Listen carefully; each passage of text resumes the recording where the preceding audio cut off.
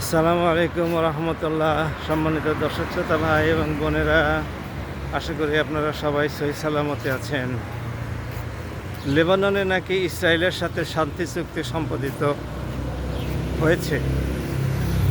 লেবাননে তো শান্তি চুক্তি চলছিলই, আবার নতুন করে শান্তি চুক্তি হওয়ার কি দরকার? যাদের সাথে শান্তি চুক্তি হয়েছিল লেবানন সরকারের বা হিজবুল্লাহর, তারাই তো লেবাননের হিজবুল্লাহর উপরে হামলা শুরু করেছে এবং হামলা এ পর্যন্ত চালিয়েই যাচ্ছে। এর মাঝে আবার শোনা গেল ট্রাম্প সাহেব নাকি লেবাননে হামলা করার জন্য ইসরায়েলের প্রধানমন্ত্রীকে অশ্রাব্য ভাষায় গালিগালাজ করেছেন, অশ্লীল কথাবার্তা বলেছেন, ইসরায়েলের ভাবমূর্তি নষ্ট করেছে, নেতানিয়াহু জেলে থাকতো, বাইরে আছে, এই সমস্তগুলো ট্রাম্পের জন্যই নাকি।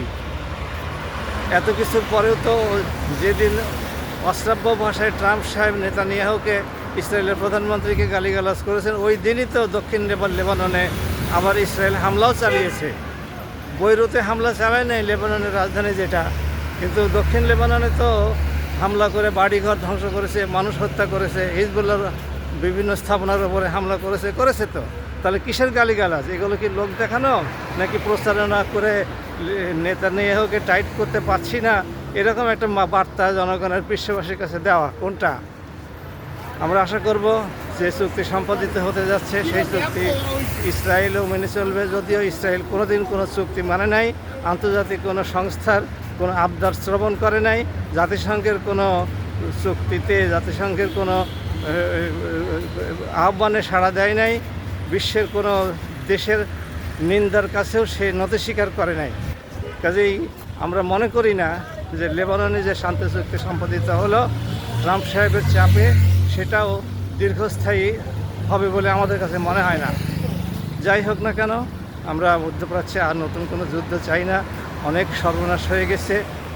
কুয়েতের ঘাঁটিতে আবার হামলা হয়েছে, বাহরাইনের আমেরিকার ৫ম নৌবহরের ঘাঁটিতে হামলা হয়েছে। এই সমস্ত ঘটনাগুলো ঘটছে, আমরা এই সমস্তগুলো আর না ঘটুক এটাই কামনা করি। কারণ বিশ্বে এমনি জ্বালানি সংকটের কারণে অর্থনীতির অবস্থা অত্যন্ত নাজুক, আর এর অবস্থার কোনো অবনতি ঘটুক এটা আমরা প্রত্যাশা করি না। ইরানের সাথেও শান্তি চুক্তি দ্রুত সম্পাদিত হোক এবং চিরস্থায়ীভাবে হোক। ইসরায়েল বা আমেরিকা যেন আর কোনো দিন ইরানের দিকে আর চোখ তুলে তাকানোর সাহস না পায়।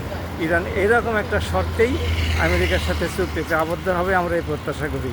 সবাই ভালো থাকুন, মধ্যপ্রাচ্যে শান্তি ফিরে আসুক, কোনো যুদ্ধ না হোক, যুদ্ধ যেটা হয়েছে তার ক্ষয়ক্ষতি তারা পুষিয়ে উঠুক, হরমুজ প্রণালী খুলে যাক, এই সমস্ত কিছুই ঘটুক, আমরা এই কামনা করি। সবাই আমাদের জন্য দোয়া রাখবেন, বিশ্ব মুসলিমের জন্য দোয়া রাখবেন। আসসালামু আলাইকুম রহমতুল্লাহি ওয়া বারাকাতুহু।